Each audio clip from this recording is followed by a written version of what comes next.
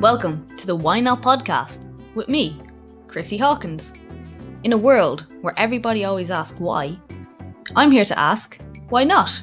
I'll be breaking down the mindsets of guests as well as my own in a bid to find out what makes people say, why not?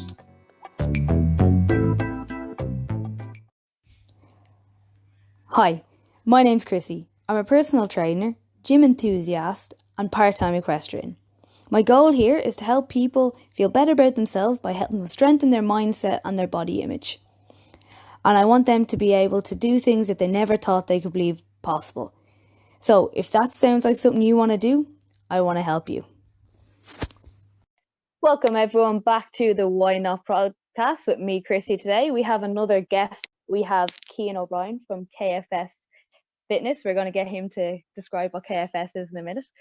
So Cian is an online coach and has been since before it was cool, he tells me.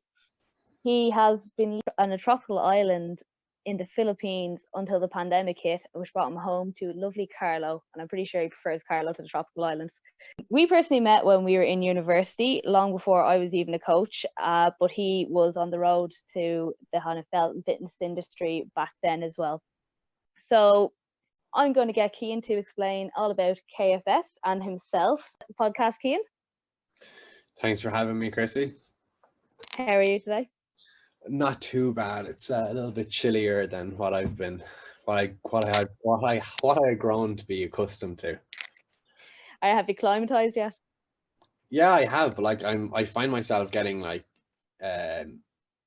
getting quite angry at the weather, like shouting at the sky, shouting at why it's wet. Why is it wet? Why is it so cold? Oh my God, it's so cold here. How did I survive my life so long in such a cold climate? And it's like, is this what the Arctic feels like? You blocked it all out when you were in the Philippines. Yeah, like I used to get, when I would jump into the water in the mornings to surf, I would have this apprehension about getting into the water, because you know what it's like in Ireland, that's really cold. So like you go to 40 foot and you're kind of afraid to get in, you know it's going to be freezing cold. I'd have that same like crisis in my head every single morning getting into this water, and I'd be like, I take a few deep breaths, I jump in, and I'd expect it to be cold, and it wasn't even refreshing. So that was like, it was a double disappointment. I was happy that it wasn't cold, but I wasn't happy that it wasn't even refreshing. It was that hot, the water. Tell me all about KFS and what you do and all about Cian. Oh, all about me. I don't think you have a podcast that's long enough for that one. I'm trying to figure that out. But KFS stands for Keep It Fucking Simple. Sorry if I ruined your PG rated podcast by just the name of it. I curse all the time, don't worry.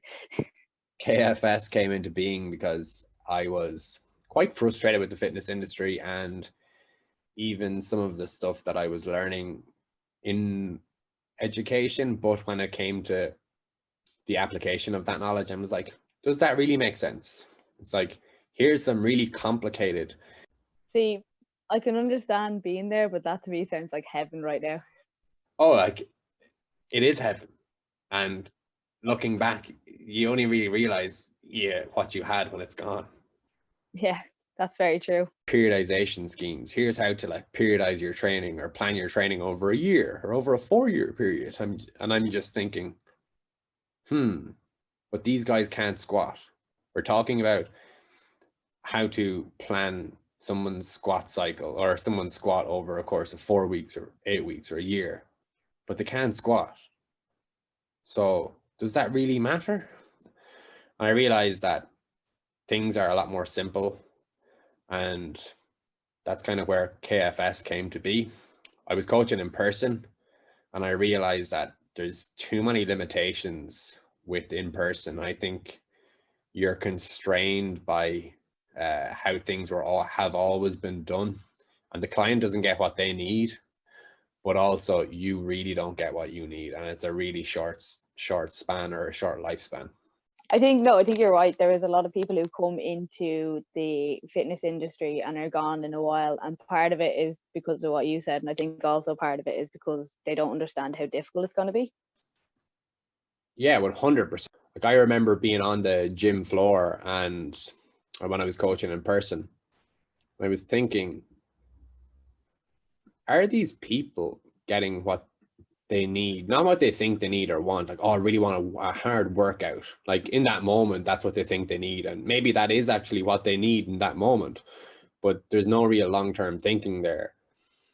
And it's a group of people. So like, it was a CrossFit gym. So there's 20 people in the room. And I'm just thinking to myself, does this mother of two who's in her mid to late 30s really need the same training as this guy who's in his early 20s and has like zero cares in the world and wants to like basically fuck shit up with his training? I was like, he wants to go as hard as he possibly can. Don't really think it's appropriate that we give them the exact same training session. And that kind of goes across if you think about spin classes, here it's like, all right, we're just going to go really hard now, or baritone or whatever it may be. I don't think that really worked for the client. So I was trying to think about it like the medical model or the pharmacological model, where we think about the type of thing that's needed. So the type of drug. So you're not going to give an antibiotic as a painkiller, for example, or something like that. You're not going to use insulin as a painkiller. So then you got the dose. So like, is the dose enough? Is it enough to be therapeutic, but not too much that it's toxic? Then you've got like the half-life of that drug. So if the drug has a half-life of 12 hours, it means it's out of your system in 24 hours. Does that mean you have to take that drug every day? So the same thing with training. How long does the effects of that training session last? And it's probably different depending on the level of the person. So if you take a strongman who can deadlift, I don't know, 400 kilos, he's probably not going to have to deadlift that frequently. Whereas if we're just learning and we can only deadlift 40 kilos, like 10% of that, we can probably deadlift a lot more frequently and we can continue to get positive effects from it. Then you have things like contraindications to it, or interaction effects of different medications. The same thing with training. So is all of that field sports, are all those field sports making it more difficult for this person to sit into the bottom of a back squat? Would it be more appropriate for them to do a reverse lunge versus a back squat? And I was thinking that I don't know if there's another way to do it unless it's individualized. So that was kind of it from the client's perspective, I thought.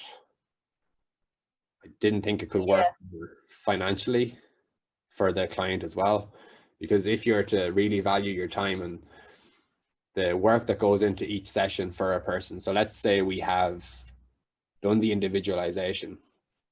With the individualization, there's going to be work before and after that session, and you're probably going to that client is probably going to need access to you in between sessions. You're like, to work on something. Or if we use the fat loss example, it's not the training, it's their nutrition and lifestyle. So they need access to you. So let's say we give them 3 sessions a week for a month. That works out at 13 sessions, and let's say it's €50 a session. I don't really know many people who can spend €650 on one-on-one coaching every single month. And then for the professional us, it doesn't really make sense either. How many days a week do you work, Chrissy? 6. All right, so you work 6 days a week. Do you do split shifts? I do. Is your income like set every month? Do you know exactly how much money you're taking in each month? To a certain point. To a certain point. Mm. You obviously need to train on top of that as well, do you? For me, yes. Do you get to train in the time that you are paid to work? No, but that's because all I do now is either coaching classes or coaching PT. So I might be there for 4 hours in the morning, but if I had an hour in between, I could. There's no problem with me training there because I'm not on the clock, but also it's just the way how it works.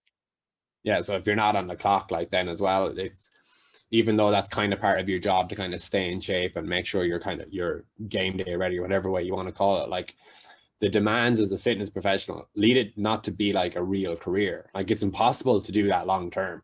Like, do you know anybody who can work 6 days a week, split shifts with income that doesn't really change that much year to year and still have a life, like have that be able to afford a mortgage, be able to get everything you really want out of life. And I think like coaching is so important. I think physical fitness just allows you live the life that you want to have. Without it, you're kind of fucked. Like you can't sit on the toilet when you're older, like my granny. You can't get up and walk. If you think about it in terms of your sport. So if you play a sport, if you're stronger and can move through large ranges of motion with large loads, you might be more prepared to play that sport. You might be able to move furniture a bit more easily. You might be able to do some gardening. You might be able to take to something like bouldering at the drop of a hat. Hey, Chrissy, you want to go climbing? You can have better sex.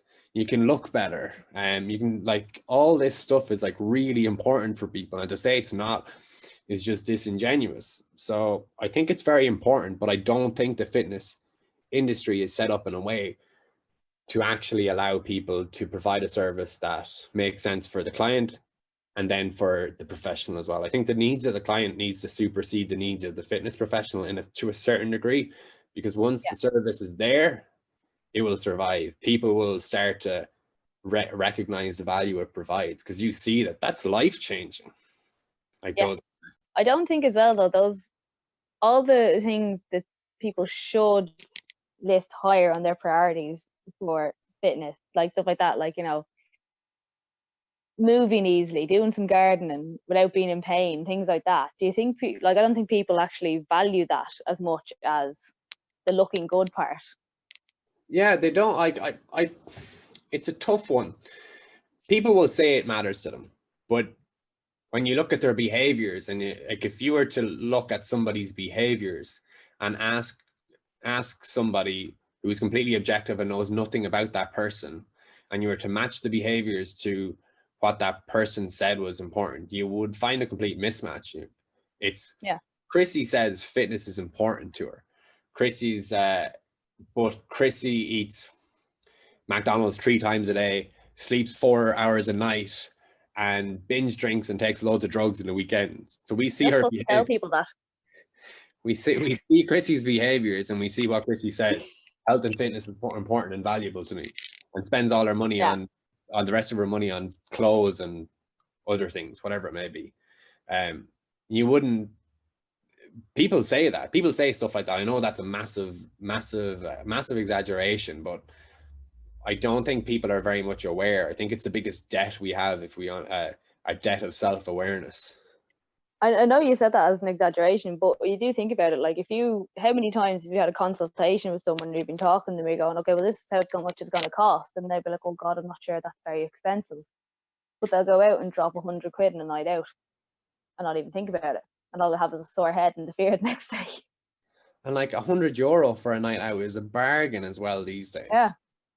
If you're going out every single week, let's just say you spend €100 a week on, we'll call them frivolous expenses. That's €430 a month.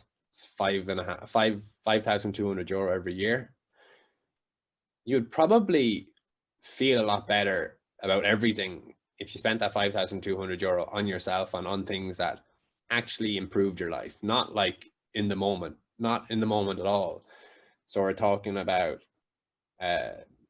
membership to a rock climbing gym, something along those lines. And nowadays, when I'm looking at coaching for myself, I usually have a coach, but because of a few different reasons right now, I don't have a coach. Mm-hmm. But if I'm looking to get a coach, it's going to cost me probably a minimum €200 a month, probably more, €300 to €400 a month, I would say, to get a coach, to get the level of care that I would want. And I know most people won't pay that, and I'm okay with it. There are ways about that, but it's a difficult thing to show the value, because the market will always dictate the price. Like, you can't just say it's €1,000 a month. And some people will pay that for PT. People have paid it. I've seen people pay €1,000 a month for PT, but it's not. It's the reserve of the very, very, very, very, very rich. You can't do that. Yeah. Would you say that's why so many people are in classes and, you know, because it's always cheaper to do that? and that way you're kind of, in a sense, you are invested in your health, but it's, you know, you can still go out on the piss every weekend. I think there's a lot of layers. I think, yes, I Yeah. think it's, I think part of it is, yes, I've thrown some money at this, so I've tried to address it. I think there's another thing there about that, the limitations that are on the fitness industry in terms of like how much you can charge per like individual client. Like if you're to do it in an individualized basis or a small group basis, you need to make it more generalized so more people can come in, or you won't be able to keep the lights on.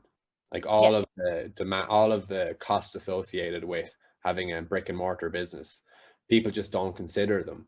And the other thing is the fitness industry nowadays sells us on things that people think they need, not what they actually need, because what they need is boring stuff. They don't need the latest and greatest squat program, or they don't need to track to weigh, measure, and track every single gram of protein, carbs, and fats they eat each and every week. They need to have better prioritization, need to be more self-aware, need better planning. Like, when are you going to do your training sessions? Oh, but I need to be motivated. #motivated. That's bullshit. Like, you're not going to be motivated to go to work every day. You're not going to be motivated to brush your teeth, but you're going to be happy you did it. Yeah. I'm sure if you go to work, they pay you. Exactly. And that's, I don't know if you ever really regret it that much going into work, even when you're working a job you don't really like, or maybe you're just in a company you don't really like. You will go in, and by the end of the month, you get something out of it that's very much tangible. I think that's another problem, that a lot of people don't really get the results, and they don't get the results because the product has been made for everybody, so it can't be for, because then it's really for nobody.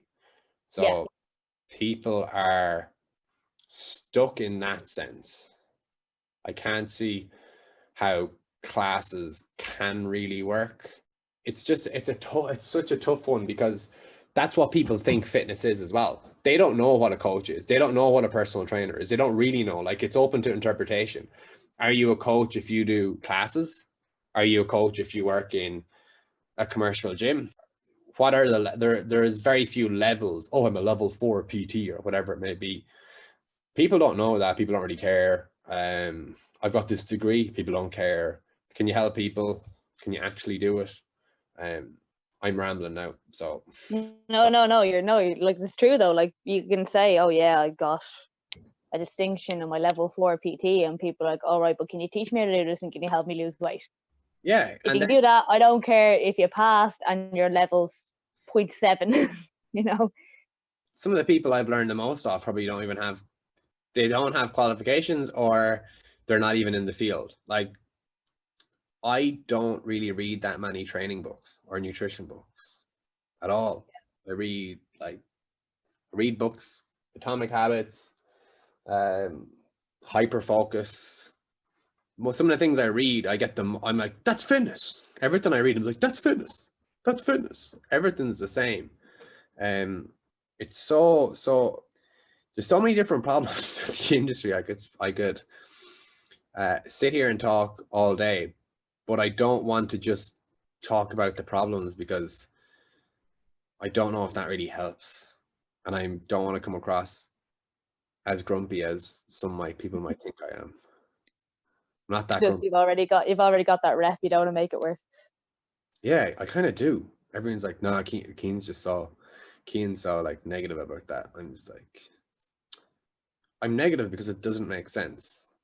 Mom sent me an article about chairs and best posture. I'm just like, doesn't matter. I go, 90% of the article is bollocks. That was my message back. Didn't hear anything back. So your mom loves that. We just reduce things. Like, you can't think about things in a reductionistic manner. It's like, my mother has a habit of doing that as well, sending me. Now, I know she means well, but she'll send me on this one article she read, like, say, for instance, a while ago, it was like, why this physio says tricep dips are bad for you and you should never do them, because she doesn't like doing them. you know. So she's like, oh, look at this. Why did you put tricep dips in our program for that class the other day? You shouldn't be doing them. I'm like, there's so many more elements to that. Like, she'll cherry pick. If she gets information about something, she'll send it on to me because it suits her. But I'm like, okay, then don't worry. I've only been in this industry for 4 years and working on it. You've done an odd class. That's another big issue. People who should know better either don't know better or just choose to ignore the facts. Taking exercise, for example, and perfect technique and chasing perfect technique. I don't know if it really helps people. Oh, like, you can't squat because you can't do this arbitrary movement test that I made up. A certain movement university is like causing a lot of people to question things, and I'm just like, really? It just doesn't make sense. It's like, it's not just, we're not machines. Yeah. So we think of our back, like our back flexes and extends. It's not going to stay perfectly neutral. Like, even if it looks neutral, it's probably not neutral. Yeah. Back moves through like back squats and deadlifts. And a round's big deal. You're not going to break. You're not made of glass. I hope you're not. There's also as well, like, different, even say the way your joints or the bones fit into your joints can restrict different things. So people are like, oh, you can't do that. You can't go say ass grass and squat. I was like, well, your hips mightn't be designed to do that. Not everyone's are. And absolute statements the only absolute statement I believe in is that absolute statements are bollocks. It's a really good one. Ass to grass. A client sent me a post about it from a Gymshark athlete. I was like, ooh, I know this is going to be shit, but I have to look at it. So it said you shouldn't squat ass to grass. And I didn't really need to look at anything else any more than that, but I did because I had to, because she sent it to me. I looked at it and I was like, that doesn't really make sense. Why wouldn't you squat ass to grass if you had the ability to squat ass to grass? Yeah. It's not you shouldn't squat ass to grass. It's like, you, Chrissy, might not. Chrissy, you might benefit from squatting ass to grass. Cian, you would benefit from squatting ass to grass. Moving through a full range of motion that you're in control of with load is probably one of the safest things, one of the most effective things we can do. Yeah. So, come on, people. It's not that difficult. That's why you're trying to keep it simple, right? Yeah. Or keep it fucking simple, to be more. Like, I tell people, I'm fed up of telling people, or not telling you, I'm fed up of giving the answer. It doesn't matter. I was like, it doesn't matter. It really doesn't matter. The best one, or not the best one, sorry, but one I've had recently was lunges. I'm a big fan of lunges. I give people lunges. I do lots of lunges. And I had given this client lunges with the bar on her front, like front rack reverse lunges. And she did them with the bar on her back. She's like, oh my God, I did them with the bar on my back. And I was like, doesn't matter. She's like, what? It does not matter. You did a lunge, didn't you? I was like, you weighted heavy. Yeah. Did a lunge. That's it. What about next week? Do I do it in the front rack or do it in the back rack? Back rack. Doesn't matter. It has to matter. Does that technique look okay? Yeah, it's grand. Oh, can it be better? Of course it can be better. Oh, then I can't post that on social media. Why can't you? What if they're doing back lunges, back rack?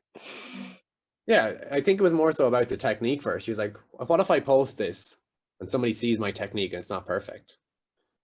Now, her knee wasn't going past her toe, was it? I hope it was. Not for those ones, but for other ones it was. That's the big one, isn't it? Yeah. That's still a hot debate. I don't know if there's any real movements that are bad. I don't know. Maybe there are. I just can't think of them. I do some really batshit crazy movements. Sit in the real bottom of a squat without having to worry about, oh, am I in a nice, or can I maintain my position here? The machine helps out for that. Within a week of what I thought was a full tear of my ACL, I was doing full depth squats with a barbell, heels elevated. I was doing lots of stuff that might have looked very suspect to people. Most of it I didn't share on social media at the time. because I knew it was a bit too far. It was too far gone, and I took risks that I wouldn't take with a client. But again, it was just simple principles. It was like, what range of motion do I have available? A little, not much. And I was like, oh, I'll move through that small range of motion. What levels of load can I use? And I was like, not very much. And I was like, okay, so I'm just going to use low loads, move through small ranges of motion, and I'll do probably a fuck ton of reps. And I ended up doing a fuck ton of reps. And then lo and behold, the load got greater, the range of motion got greater, and then the reps eventually started coming down, because I hate doing more than 3 reps. I think 4 reps, maybe 5, anything more than 5. Really? Just like, horrible. I think mine is 12. If anytime I go above that, I'm like, I thought I was sick yesterday. I did 4 sets of 15 squats. And it was just, I feel 5 sets of 15 pendulum squats. And that's why it didn't matter how many, if you're doing pendulum squats. I feel like I'm going to get sick. I don't know why they're in my program, but they're in my program. I know I need to move through a full range of motion, and that's a great example of a machine being probably way more effective than a barbell, because I can get into like full knee flexion, full hip flexion. The whole machine barbell debate. Oh, questions that shouldn't be asked. 1-legged squats versus 2-legged squats. High carb, low carb. I just don't. Carbs. Remember that they're illegal. They make you fat. If you look at carbs wrong, you get fat. And if you eat after a certain time at night, and some of this stuff isn't like, I read my friend's, who's also a coach, Facebook status, and he spoke about some of these concepts and how some of them are false but kind of helpful. And it makes sense. Don't eat after 7. When do people eat pizza and ice cream? They don't eat at 7 o'clock in the morning. Yeah, no one's grabbing a salad at 8, 9 o'clock at night watching telly. Exactly. So it's not true, but it's useful. So that's a helpful way, I think, to think about things. Yeah, that's true. Just coming back to the whole thing you were saying about absolutes, right? You know, another thing I think a lot of people would always say, you know, I'm too old for something. Tell us a story about you and your nana. Last year, so let's get back to the island I was on. So I visited an island in the Philippines called Siargao. I think at the end of March 2019, possibly the start of April 2019. And I kind of got stuck. And I was like, I am never leaving this place. And I intended to spend Christmas in the Philippines. And I got a message saying, Nana isn't very well. And I was like, fuck. But she'll be grand. And my brother got very worried. So he messaged me and he's like, I think you need to come home. This is it. She spent a few weeks in hospital. I actually fought this. I knew Nan, and Nan's very stubborn. I couldn't really believe it. So everything conspired against me. A tropical storm. Is that what it's called? I can't remember what it's called. Typhoon.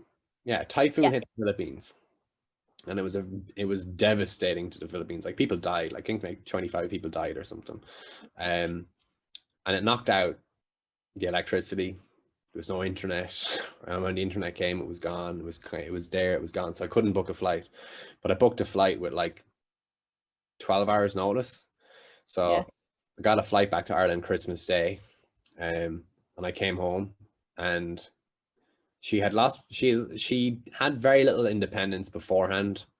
I'd get a message every now and again, and it was like Nan had a fall and she'd broken her nose or something. And I'd be like, oh my God, it looks like someone's beating the shit out of her. So she couldn't really do much. And I got home and I was like, this is bad. So I tried to get her to do a few things like sitting to stand. And then it didn't really take off around Christmas. And then I went back to the Philippines and I was like, whoo, I'm going back home. And then the pandemic hit. So I got home after the pandemic, and Nana had spent a couple of weeks in hospital a few months prior, and she had lost most of her independence, I'm going to say. Yeah. We were blessed with the weather here in Ireland. So what I started to do was, and ma'am, we started to walk Nana around the garden. We're blessed with the garden here. It's like 50 meters long and maybe 15 meters across. Oh, So maybe she does like an 80-meter walk, which is really nothing for somebody who's maybe our age. But for her, it's 80 it's a meters. big deal. She's walked in months, if not years. She was always active until a few years ago. And then I decided I'm going to get her a squat. So she's 93. And it started off, I got her to do 4 sets of 3 squats. Now, when I say squats, I helped her stand up. So like I put my hands out. So if you have access to YouTube there, Google YouTube Hatfield squat, where you hold on to the uprights and you pull yourself up out of the bottom of the squat if you get in trouble, or you kind of use a little bit of assistance. You have a safety squat bar on your back. So I was essentially doing that. I was helping her up a little bit. Yeah. The next day we came back, instead of doing 4 sets of 3, I think we did 5 sets of 3. So we went from 12 to 15. Then the day after, maybe we did 6 sets of 3. So it was 18, 7 sets of 3 the day after. Then we got to like 10 sets of 3 and it was like 30 reps. And I was like, oof, this is getting real. Then we moved on to 4s. Then we moved on to 5s.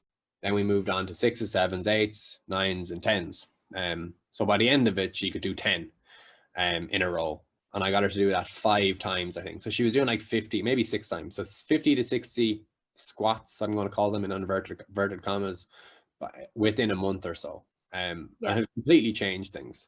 And now I'll just like, come on, Nan, let's do some squats. It got to the stage though where she would just associate me with squats. She'd be like, oh, go away from me. Sit down and rest yourself, Cian. Just sit down and rest yourself. So I had kind of stopped, but Ma'am had taken it upon herself to do it as well. So like she had gotten Nan to do, we're going to call them squats again, do squats every morning or every second morning. And her independence continued to improve. Now she can sit and stand without any assistance, without pushing off her knees, like having her hands out in front and stand up from a normal chair, but not from, say, the couch. The couch is too far for now, but it will fall too, trust me. And for however long, maybe a year or 2 years, my mom and her sisters have been caring for her. So every morning they would dress her. So she wouldn't get out of bed by herself. She would be helped out of bed, and my mother or my aunts would dress her. But what's happened lately is Nan wakes up, Nan gets dressed, and Nan walks over to our house. She lives in the back garden. I promise there's a house in the back garden. But there is obviously some level of risk there. But we've worked hard on the squat with her that risk isn't as big. We still wouldn't like her doing that. We would still probably like to be beside her. But I was outside on the phone one morning and I just see the door open. I see Nan walking out and I was like, where's Ma'am? I just poked my head into her house. Ma'am's not there. So I just looked at her. She's walking over. I don't even think she had her walking stick with her. She wouldn't use her walking stick for years, and now we eventually got her to use her walking stick. She doesn't need her walking stick. She can dress herself. She can go to the toilet for herself. Things that she hadn't been able to do for a couple of years anyway. So this year she's coming up to Christmas. We have 10 days to go. So let's hope she still makes those 10 days. But oh my God. she's much better off this year than she was last year or possibly the year before. I can see parts of her coming back mentally as well. I'll let you in on a little secret here as well. I also have her taking creatine. Sorry, I don't. My other brother, who's also an online coach, have her taking creatine. So your granny is now a complete gym hun at 93. Oh, Nana's getting jacked for Christmas. I have like pre-workout order. I have Gymshark leggings. I've got one of those bar pads so she can start doing hip thrusts, and then a full-length mirror that she can start taking selfies in. And so she's launching her Insta page now on New Year's. She is, and she's she's going to release a PDF of a PDF that you can buy so you can get the same glue program that she's been doing. Sit out of the chair 60 times. That's brilliant though, and it shows, like, that really highlights the benefits of exercise in a actual health perspective. Do you know what I mean? When we were going back to that earlier, saying how, like, they say you want to be healthier, but like little things like that for her now that she hasn't been able to do for years is probably making the world a difference for her as well. I don't think she recognizes what she can do, or I don't think she realizes how much better she is. But I think that's something we all need to return to. Why are we doing something? We don't just do something purely to, well, we do some things like, say, watch Netflix for purely that moment. But there's very rarely anything that we do we don't really want to get much better at. And when it comes to fitness, or to have a positive effect beyond that time, when it comes to fitness, we typically do. It's like, oh, I do classes because I enjoy them, but it doesn't give anything else to that person's life at all. Yeah. Whereas if we can think about those whys, it's like, oh, this is really valuable to me. This is like brushing my teeth, because I look at my friends. I'm sorry, friends, if you're going to listen to this, but I'm worried for you. So if you're listening to this, please get your act together and start doing some more strength training, and real strength training. None of this bullshit classes. Well, I have a lot of friends that are similar. I don't think any of them listen to this podcast, so it's okay. So, but like that, huh? You can slate them. Yeah, yeah, because I never want now, because none of them listen. But like that, I don't think many of them invest much in their own health because they don't like value it, or they have, say, mental health issues, and you're like, I'm not saying that exercise will fix it, but it can definitely help. There's it's gonna do better than the alcohol. Yeah, we all do these things like escapism through alcohol and stuff like that. I think physical and mental health are intricately are closely related, and I think they're probably you probably need both. I think that there's a requisite level of each that are required for each other. So you need to have a requisite level of mental health to be physically active and to be healthy with that, and the same is true of the inverse. So you'll see people using exercise inappropriately to a certain degree, or like depending on exercise. The greatest example actually is the last lockdown. Everyone's like, oh my God, open the gyms, mental health. I'm like, if you need the gym that much, there's way bigger problems on hand. First, you don't need a gym to exercise. If that was something that was truly valuable to you, you would find a way around it. And it shows other issues with the industry in terms of like autonomy, where there is none. It's like we're creating this culture or this dependency when it comes to being able to use these perfectly designed pieces of equipment. I don't think that's very healthy. And we can kind of go into what's healthy as well. I don't think taking it to things. Do you think people were using the fitness exercise element as a mask to hide that they really wanted the community element of it? You want to go to the gym, go to the class, see their mates. They see in the gym and they just... I think that's a really good question. I think yes, but no.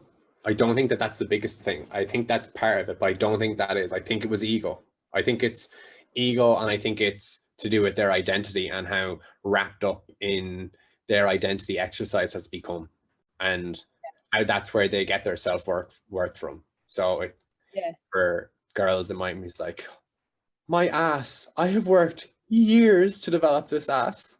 I am not going to allow this get in the way of my ass. And it's all about being able to take these highly curated images and putting them on social media. Yeah. I hate it. I actually hate the fitness industry. I'm sorry. I hate it so much, but I love coaching and I love fitness and health. Yeah, I'm the same. Yeah. I absolutely love my job, love what I do. I love work with people, helping them. I hate how... I think not so much anymore. I think, but for a long time, there is still a lot of it out there. Whereas if you can take, for a girl, enough selfies of your arse and Belfies, that's what that was for a while. Remember that? And then lads, if you have enough ab photos, Belfies or bum selfies, just in case you don't know. I'm probably more closest being a girl, but you know what I mean? People, you know, you get the likes, you get the clicks, you get people following you, you can sell the shittiest programs to people who then come down the line and end up, say, for instance, maybe after doing 3 or 4 of these, getting nowhere, end up with a coach like you, and you're trying to go, no, we just need to do this, but like, you're one here. Or try this workout, and it's something new every single day by your favorite influencer, and 110% they're not doing that, and they didn't get their body, or they don't maintain their body doing those workouts. There's the technology to do that now, so it's been done in pop videos. They're making the girls look skinnier, and like that. I thought like just the normal like Instagram filters. Yeah, and those filters, you can edit them in real time while they're moving. Yeah, those filters are terrifying. The ones on TikTok as well. I was talking to my nutritionist about just body images like this, and going even deeper on it, and thinking about like paintings back in the day, or statues. People wouldn't, you're not going to accentuate the factors that probably make you in a gym in Portmarnock. And so this girl is on doing, I have to remember doing the right way around, so she was doing hip adductions, so on that machine doing hip adductions, and she's leaning forward, and me and this other PT there, who we were training, just so happens to be a bodybuilder, asked her why she was doing that, and this girl turns around and says, oh, because it's going to activate my glutes more. We said, well, you're not training your glutes, you're doing the opposite muscle. And she goes, well, this girl on Instagram who has 250,000 followers told me to do this, or tell the world to do this. So the two of us are like, excuse me? Okay, right, hold on. He's got 8,000 followers. He's a professional bodybuilder. You're going to listen to him, or you're going to listen to the girl with the 2,050 followers who just takes pictures of arse all the day? And I guarantee you, she wasn't filming that video from the front. Yeah, 100%. Like, it's so strange. I think that goes back to the thing about body image and how we see success and our goals. Yeah. If we were to look around our circles of friends, I don't want to blow smoke up our own asses here, but the two of us are probably the fittest out of our group of friends. Like, if you get my group of friends, I'm probably the fittest. If we got your group of friends, you're probably the fittest. But if we open up our phones and we start scrolling on our social media feeds, we're not even in the ballpark when it comes to like the fittest people on our social media feed. Even if you're really, really careful with who you put on your social media feed, you're still going to have way more people who are in much better shape than you on your social media feed. Oh yeah. And that's kind of how we see the world. What we see becomes normal. And if you're looking through social media and you see all these guys and girls with like perfect physiques, whatever that means, but they have these perfect physiques, and then we're to look at things from, say, 2020 this year, 2010 and 2000. In 2010, I'm pretty sure Instagram was only starting in 2010. There was no Snapchat. I'm pretty sure there was no filters back then either. To edit photos probably required a professional app like Photoshop that was hard to get. I don't think get that on your phone in 2010. Yeah, you wouldn't be able to edit a photo on your phone in 2010. Popularity of sports like bodybuilding weren't as big, which by proxy meant that people didn't know how to pose. They didn't know the importance of lighting, and they didn't know how to manipulate these photos in the moment. So they didn't know that if they did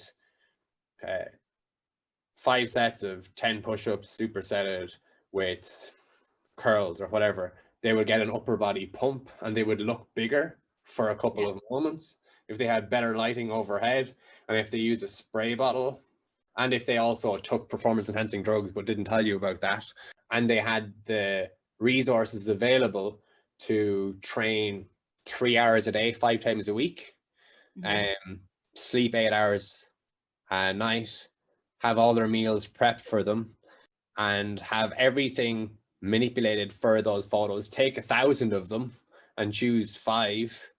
Work on their nutrition, so like manipulating their carbohydrate intake, their salt intake, all this stuff for that photo, and then add a filter.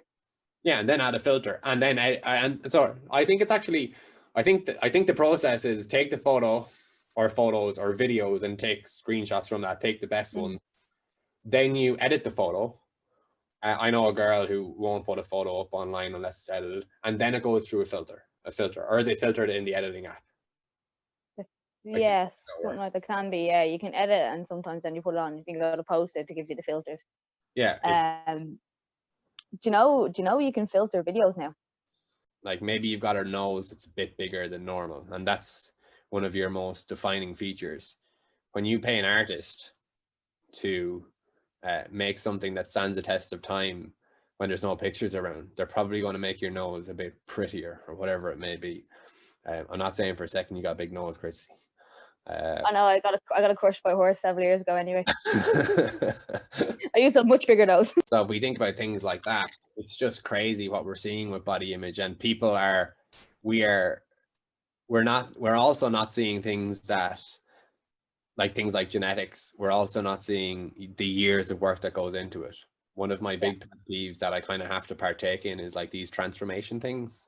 You can't really change somebody's mind until you've sold them into something. But if somebody looked at me, and I don't think, for the record, I don't think I'm strong. I don't think I'm in great shape at all. But if somebody looks at some of the stuff I do, some things I do could be considered impressive or semi-impressive, I suppose. Like this morning I did reverse lunges and I did 110 kilos, and that's like 3 months after my ACL tear. So someone would look at that, that's really impressive, and that's it. Like I have a client who's doing reverse lunges at the minute, and he did his reverse lunges either earlier in that morning or yesterday, and he did 70 kilos, and he was pissed off when he saw that I did 110. I'm like, I've been doing these for like 6 years, I think, longer, because I figured out that I needed to do more lunges. I get that a lot as well. Or even say at the start of the year, I started running. Yeah. And the amount of times, like say I run a 10K or I ran 16 once or whatever, and people are like, oh my God, how do you do that? I was like, I've been doing it since January. I started with 2. I kept going until it got more and more and more. But the amount of times that, oh my God, I could never do that. You've never tried. Obviously, you're not going to go tomorrow and run 10K. But I get that weight as well, because I lift quite heavy for a girl. They're like, what? And I'm like, yeah, but I've been training in gym since I was 19, 18, 17, something like that. 17, I think, actually. So that's 12 years. I hate that phrase as well. I'm strong for a girl. I was like, you're just strong. But I think that brings up a very important point as well, that you can't skip the stage of being shit. You need to accept it and you need to embrace it. It also means that like the only trajectory is up.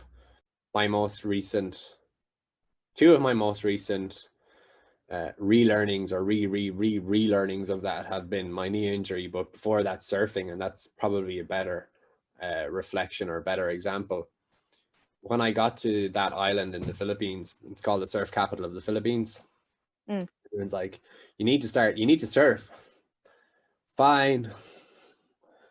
I think I was a bit afraid, but I did want to do it. And I thought, because I was athletic, or as I tell myself, I'm athletic, I would take to it like a duck to water. I took to it like a block of cement to water.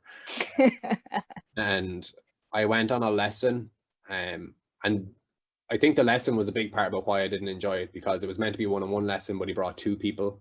And then afterwards he was trying to get me to go the next day. And then the other guy who did the lesson, who was much, much better than me. So also like the same thing about individualization. So I couldn't get what I needed out of the lesson, because the other guy was surfing more challenging waves and I wasn't really getting any attention. The guy who was better than me turns and goes, oh, Cian, don't be like that. It's like, are you afraid to come back tomorrow? And stupid old me goes, I'm not afraid. I'll be back here at 7 a.m. tomorrow, or 6 a.m. And I was back, and I went again, and I was in bits. I couldn't raise my arms up over my shoulders. It was pain and pain and pain and pain. But that was the end of my surfing for the foreseeable. I just didn't like it. But I'd see my friends. My friends loved surfing. They'd be talking about the surf. I'd just be sat on the outskirts of the circle and be like, fucking talking about surfing again. Stupid. And eventually I said, I'm going to try it again. So I started going more frequently, but I didn't feel comfortable. I felt unwelcomed. It was like really intimidating. I didn't want to take a wave that was somebody else's. I didn't want to waste a wave. I was afraid I was going to embarrass myself. I even went surfing one day with a girl I had a thing for, and I was terrified. I was paralyzed by fear, and I couldn't even bring myself to actually take a wave. So I'd go through the motions and try to take one. I was like, oh, damn it, I missed it. But I just felt like I felt pathetic after that. And a couple of things happened. I had a few really bad wipeouts. I was trying to surf. I say I was surfing. I was getting smashed by waves that were much taller than I am, that I had no business even trying to surf. One day my board got ripped off my ankle. Actually 2 days. I realized that happened because I didn't really commit to trying to get the wave.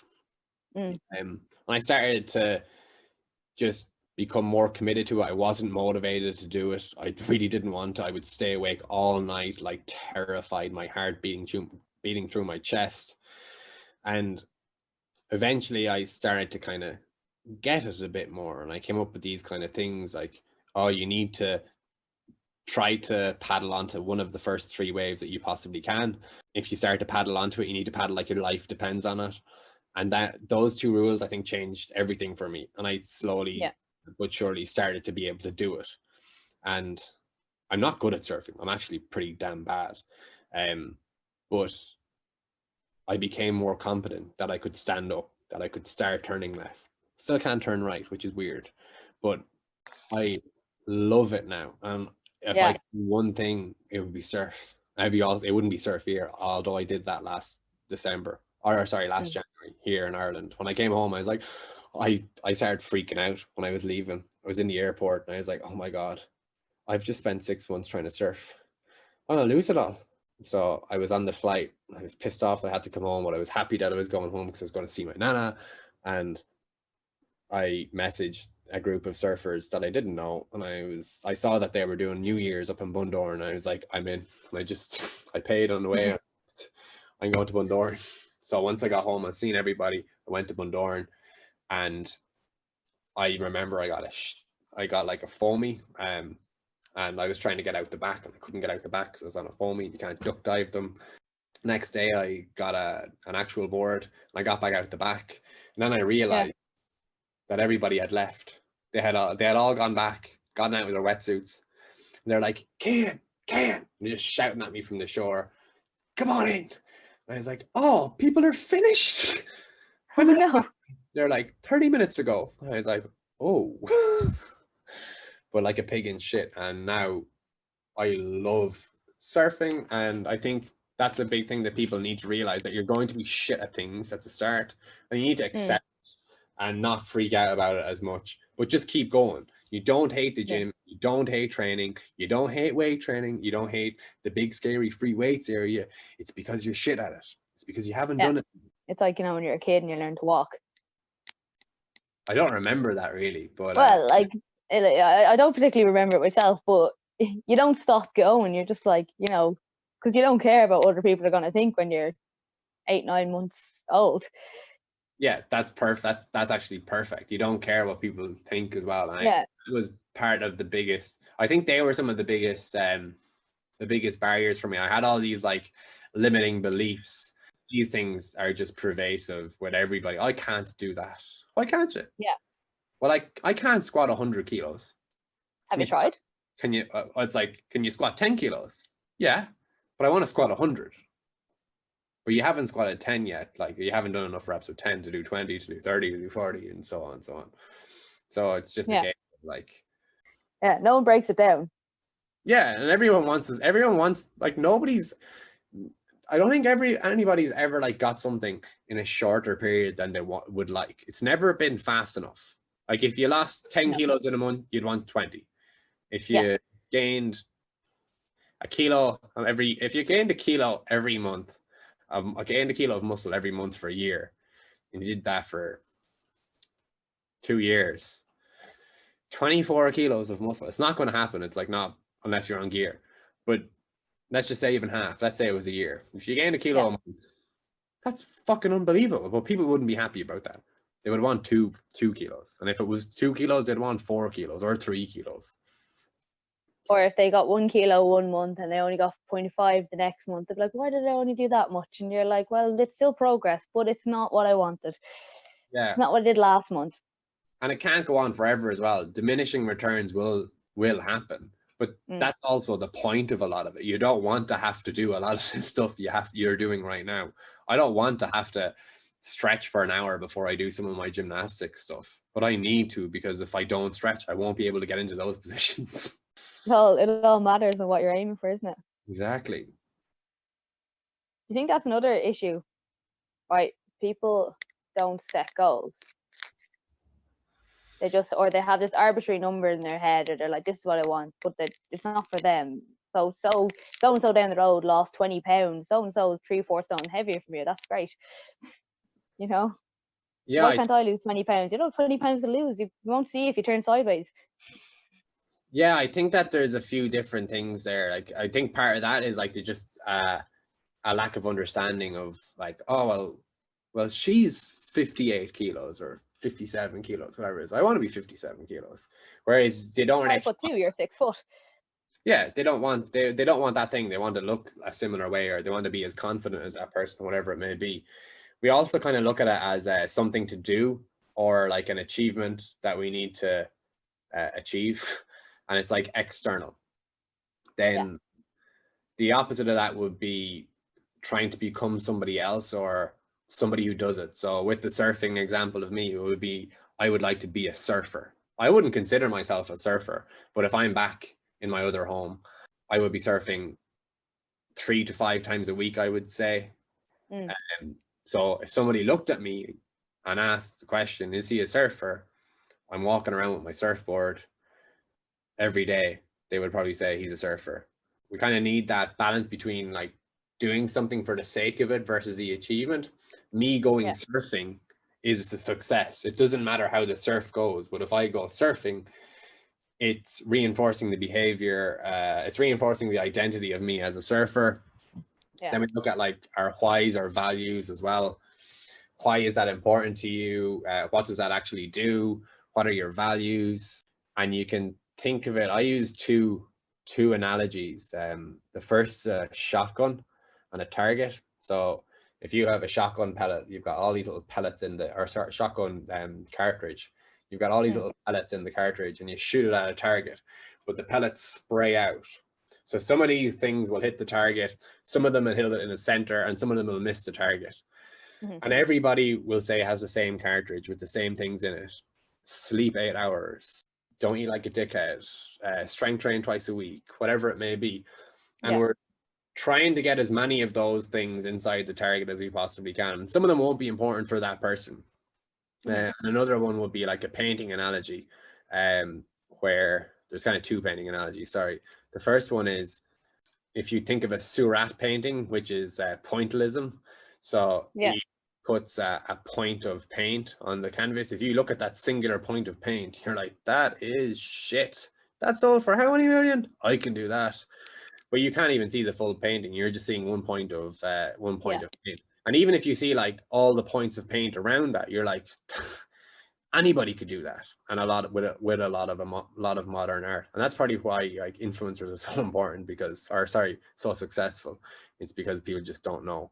But if you take the full step back and look at that Surat painting, you can see that it's a person. You're like, that's art. That's worth millions. And then the other analogy would be that the fitness industry creates people who paint by numbers versus artists. So we don't actually learn how to paint. We're just like, fill in this line with color 17, fill in this area with color 18 and 19, and that will shade in. Whereas if we actually taught someone how to actually shade and blend those colors, they would understand it. And if they can understand it, they can do it away by themselves. So they have this autonomy. So we have all this thing with regards to goal. James Clear's book, Atomic Habits, is life-changing if you haven't read it. And not just read it, but implement it. And think about that identity and how big a part of your identity, we'll call them your health and fitness behaviors are. Because if they're all you are, you're kind of fucked. Like, it's not very fun to, it probably is very fun for you because you're so lost in it. But if your life is just abs and lifting every single day, it's kind of boring and a little bit pathetic, isn't it? I don't want to say pathetic, but I would say boring. Yeah. I don't like to like put that label on, or any type of label on anyone. Like, I could say the same about someone who goes drinking 6 days a week. It's boring and thing, but I definitely would say boring. I'm trying to think of it like me, and like I know while I haven't gotten into that level of it, I know I would consider some of those stuff pathetic, because I know I've done some of them. Like, I know that a big part of how I would have saw myself, my self-concept, was wrapped up in being an athlete. In DCU, I remember getting these surveys to help out with final year projects, I think in sports psychology, I imagine, where they asked about, oh, check this box, do you identify as an athlete? I'd be like, yes. But I'm not an athlete. I'm definitely not an athlete. My body doesn't pay my bills. But this was kind of the warped perception that I had. And in a sense, as weird as it sounds, I say pathetic in the most compassionate way possible. Yeah. I think you're more than that. You just might not know it right now, and you've just made a couple of choices that you thought made sense. It goes back to the dosage analogy I made with the types of interventions or types of drugs or types of how we design an intervention for somebody or a program that's holistic. It's just become toxic. If we look at other cultures, or we'll call them cultures with identity, with massive components of identity, like veganism, carnivore, CrossFit, they're all insufferable. And it's like that with people as well. So if you just define yourself so narrowly as the fitness guy or the fitness girl or whatever it may be, or you take all your self-worth from that, what are you going to do when that gets taken away from you? What are you going to do in 10 years time? Will you still be that fitness guy when you're 50 and 60 or 70? I think that life is about way more than that. And in a roundabout way, we really need to examine our values and what the meaning of life is for us, and not to be so narrow, I suppose. And that's what I mean when I say pathetic. I don't mean it as a diss or no, that makes sense. Yeah, that's good. The way I think it's just your way of vocalizing stuff. Sometimes it comes across a bit blunt. Oh, I think we're similar in that sense, that we can be a bit blunt. Yeah. Too blunt. No, you explained that really, really well, and I actually think as well that's a good place to wrap up. Perfect. Thanks again for coming on, Cian. Would you want to let everyone know where they can find you on your socials? So find me at Cian0Brian on Instagram, or KFS Online Coaching, or KFS Online Coaching. I actually changed the handle, I forgot. So you'll find me on both of those. My personal is significantly more active, because why would Instagram or Facebook give us free reaches as small businesses? Very true. So that's why, if you're a coach listening to this, I would recommend posting on your personal page. And as ever, you can still find me on Instagram at Chrissy H Fitness, and I'm also still buzzing about on TikTok as Chrissy H Fit. So thanks everyone for listening again today, and thank you again, Cian, for joining us. Been my pleasure to see. It was a great chat.